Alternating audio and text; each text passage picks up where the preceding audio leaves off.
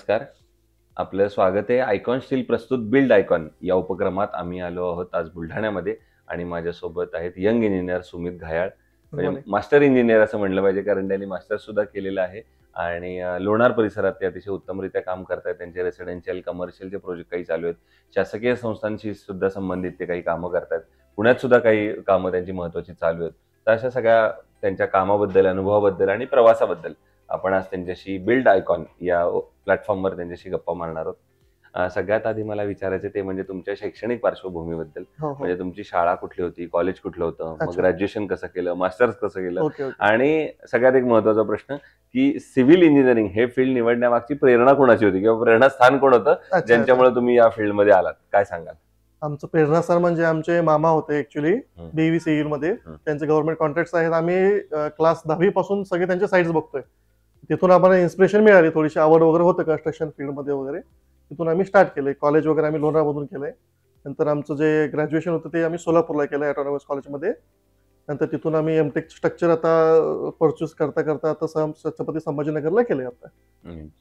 आणि हे झाला तुमचं शैक्षणिक सगळी कारकीर्द. आता महत्वाचा टप्पा येतो ते म्हणजे ग्रॅज्युएशन किंवा पोस्ट ग्रॅज्युएशन केल्यानंतर पहिली साईट मिळेपर्यंत स्ट्रगल. बरोबर. तर ते स्ट्रगल कसं होतं? पहिला प्रोजेक्ट स्वतःचा इंडिव्हिज्युअल वैयक्तिक घेतलेला, ती आठवण काय सांगता येईल? स्टार्टिंगला आम्ही ऍक्च्युली गव्हर्नमेंटचे प्रोजेक्ट करत होतो, रोड साईट्स वगैरे. तिथून करता करता आम्हाला एक मित्रांची साईट्स मिळाली. ऍक्च्युली आम्हाला रेसिडेन्शियल साईटमध्ये ऍक्च्युली यायचं नव्हतं, कमर्शियल मध्ये राहायचं होतं थोडंसं. तिथून घेता घेता आम्हाला एक साईट्स मिळाली, तिथून एक ग्लो मिळाला. तिथून भरपूर जण आम्हाला हे करत होते की आम्हाला प्लॅन हवाय. आम्हाला डिझायनिंग आवडली, त्यांची पूर्ण हे गोष्टी आवडल्यात. तिथून आमची सुरुवात झाली ऍक्च्युली. असा प्रॉब्लेम ऍक्च्युली आम्हाला याच्यात यायचं नव्हतं. अच्छा, पण तुम्ही ऍक्सिडेंटली आल्यासारखं झालंय आता. रेसिडेन्शियल मध्ये त्याच्यामध्ये एवढा टाइम मिळाला की आम्हाला आता गव्हर्नमेंट मध्ये जायला टाइमच मिळत नाही. बरोबर आहे. अशी कधी दिशा अशी पण बदलू शकते. असं आता काही तांत्रिक प्रश्नांकडे येऊया. त्यातला पहिला प्रश्न असा आहे की तुम्ही आता इतक्या वेगवेगळ्या ठिकाणी कामं करताय, वेगवेगळ्या डिपार्टमेंटमध्ये म्हणजे कामं करताय, गव्हर्नमेंट, कमर्शियल, रेसिडेन्शियल. तर याच्यात तुम्ही एक बघितलं असेल ते म्हणजे अकुशल कामगारांचं प्रमाण या फील्डमध्ये खूप मोठं आहे आणि त्या अकुशल कामगारांकडून काम करून घेणं हे बऱ्याचदा धोकादायक सुद्धा ठरू शकतं. बरोबर आहे. तर अशा वेळेला तुम्ही ती परिस्थिती कशी हाताळता आणि तुम्ही कसं बघताय सगळ्या सिच्युएशनकडे? सर्वात पहिले अनस्किल लेबर्स असतील तर त्याच्यावरती आपल्याला एक सुपरवायझर ठेवायलाच पाहिजे प्रत्येक साईट असू दे त्यांना. तर त्या सुपरवायझरला आपण मॉर्निंगला एक टास्क देतो. मॉर्निंग टास्क दिल्यानंतर इव्हिनिंगला जाऊन आपल्याला चेक करावं लागतं त्यांना सगळ्या गोष्टी चेक होतात का नाही होत, त्यांची डिझायनिंग वगैरे. प्रॉपर साईट व्हिजिटच्या शिवाय ऑप्शन नाहीच आहे. तर त्यांना एक आपण काय करतो अवेअरनेस म्हणून एक महिना 2 महिन्यात मी माझ्या स्वतःच्या ऑफिसवरती त्यांना एक थोडं जनरल गाईडलाईन म्हणून आपण त्यांना माहिती देतोय की जसं तुम्ही आता आयकॉन थ्रू भरपूर अवेअरनेस करतायत, तुमचे इंजिनियर्स येत आहेत, तिथे साईट व्हिजिट करतायत, शॉप्सवरती त्यांना अवेअरनेस सांगतायत, डक्टाईल मटेरियल काय, 550 काय, हे सर्व त्यांना समजून सांगतायत. कधी कधी काय होतं की स्टीलमध्ये पण थोडंसं डक्टाईल येण्याचं मागचं जो इश्यू आला होता कंपनीला तोच होता की कंपनीने पहिले 550 लॉन्च केला होता. अनस्किल लेबर होते, त्यांना 500ची पहिले माहिती होती. 500चा जो लोखंड होता त्याच्या वेळेस काय व्हायचं, तो इझिली बेंड होत होता. नंतर कंपनीने 550 लॉन्च केला. 550 लॉन्च केल्यानंतर कंपनीने सगळ्यांना त्याच रेटमध्ये पूर्ण मटेरियल प्रोव्हाइड केलंय. प्रोव्हाइड केल्यानंतर अनस्किल लेबर होते, त्यांना थोडं तो हार्ड जायचा बेंड करताना. तर बेंड करताना हार्ड झाल्यानंतर सगळ्यांनी आमच्या कंप्लेंट आली, तर आम्ही त्यांना अवेअरनेस केला की हे थोडंसं हार्ड मध्ये आहे, सगळ्यामध्ये मटेरियल थोडं चांगलं आहे, त्याची स्ट्रेंथ चांगली आहे. तरी त्यांना समजलं नाही. नंतर आम्ही कंपनीशी थोडं डिस्कस केलंय. आयकॉन सोबत पहिले मेट्रोला आयकॉन सोबत एकच कंपनी होती ऍक्च्युली. आम्ही तेव्हापासून त्यांच्याशी काम करतोय. मागील 10 वर्ष झाली आम्ही त्यांच्याशी कनेक्ट आहे. तर त्याच्यानंतर कंपनीने त्याच्यामध्ये डक्टाईल काढलंय मटेरियल. डक्टाईल काढल्यानंतर आम्ही त्यांना सगळ्यांना परत इन्व्हिन केलंय. त्यांना समजून सांगितलं की हे 550 आता डी आलंय, हे इझिली बेंड होतोय आणि याची स्टेबिलिटी स्ट्रेंथ पण सारखाच मिळालाय. तर या प्रकारे दर महिन्याला आपल्याला अवेअरनेस द्यावाच लागतो. डिझाईन असो काही असो, या प्रकारे चालतंय काम ऍक्च्युली. बरोबर आहे. दुसरं आता तंत्रज्ञानाची मदत तुम्हाला या फील्डमध्ये किती होते, कशी होते आणि तुम्ही कशी करून घेता? सॉफ्टवेअर साइड पण आणि मशिनरी साइड पण.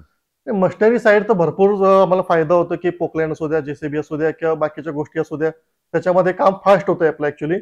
आणि डिझायनिंग मध्ये लोकांना वॉक थ्रू आम्ही देतोय. पहिले साईट्स कम्प्लीट होण्याच्या आतमध्ये त्यांना पूर्ण जनरल विजन मिळते की आपली साईट काय चालू आहे काय नाही. आणि स्ट्रक्चरल डिझाईन करायला पण विंड लोड असू दे, आपण पुण्याला माझ्या काही साईट चालू आहे 14-15 फ्लोअरचं, तर त्या ठिकाणी आपण विंड लोड पण डिझाईन करतो. तर त्या ठिकाणी विंड लोड ऍक्च्युली तसा मॅन्युअल कॅल्क्युलेट करायला गेला आम्हाला स्ट्रक्चर इंजिनियरला, तो खूप दिवस कास्टिंग आहे. तर त्याच ठिकाणी मी सॉफ्टवेअरचा यूज केलंय, तर तो विदिन फ्यू अवर्स मध्ये काम होतंय आपलं.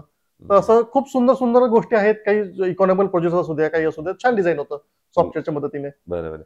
आता तुम्ही रेसिडेन्शियल मध्ये काम करताच हो, हो, आहात हो, हो. आणि तुम्ही म्हणाला तसं जरी ऍक्सिडेंटली आला असला तरी हो, हो, हो, हो. तिथं आल्यानंतर तुम्हाला एक वाक्य कायम ऐकायला मिळालं असेल, ते म्हणजे आमचं बजेट थोडं कमी आहे बरोबर आणि बरोबर इतक्याच बजेटमध्ये थोडं बसवून द्या. बरोबर तर अशा वेळेला तुम्हाला एक इंजिनियर म्हणून वाटत असतं की आपण एक दर्जेदार काम करावं, कारण ते बरोबर काम चांगलं केलं तर अजून एक काम मिळणार आहे बरोबर आपल्याला. बरोबर अशा वेळेला ते दर्जा आणि ते बजेट या बरोबर. दोन्हीचा समतोल कसा साधता? त्याच्यामध्ये सगळ्यात मेन गोष्ट आहे की योग्य मटेरियल निवडणे, की लोकल साईट्समध्ये आपल्याला कोणतं मटेरियल इझिली अवेलेबल आहे आणि ते किती होलसेलमध्ये. आपण जर समजा एखाद्या इकॉनॉमिकल साईट हवी असेल तर त्याच्यामध्ये आपण काय करतोय की 4-5 जणांचे ग्रुप्स करतोय, की 4-5 जणांचे ग्रुप्स करून आपण स्टाईल झाली की बाकीचं मटेरियल झालं की डायरेक्ट आपण तिथे साईडला प्रोव्हाइड करतोय आणि ऍक्च्युअल लोखंड किती लागते त्यांना त्याच प्रमाणे दिलं पाहिजे.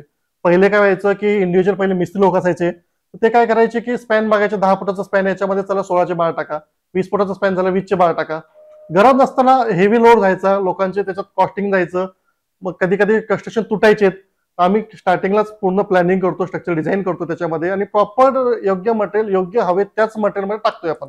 तर त्याचा आम्हाला खूप छान रिझल्ट मिळतोय, व्हेरी गुड. भरपूर चांगला. दुसरा पुढचा प्रश्न असा थोडा वेगळ्या अँगलचा आहे, ओके. ते म्हणजे तुम्ही मास्टर केलेलं आहे हो, हो, हो. इंजिनिअरिंग मधनं, हो. तुम्ही यंग पण आहात, हो हो तुम्ही बुलढाण्यासारख्या ठिकाणी पण काम करताय आणि पुण्यासारख्या ठिकाणी बरोबर, पण बरोबर. काम करताय. अशा दोन्ही तिन्ही अँगल मधनं या प्रश्नाचं उत्तर हवंय. ओके. ते म्हणजे बुलढाणा जिल्ह्याच्या विकासाचं विजन हो हो असं जर एक विचारलं तर तुमच्या हो. डोळ्यासमोर कुठले मुद्दे येतात ज्या मुद्द्यांवर पुढच्या आता 15-20 वर्षात काम करणं गरजेचं आहे, जर बुलढाण्याला सुद्धा पुण्या मुंबईच्या तुलनेने बरोबर. पुढे न्यायचं असेल आपल्याला?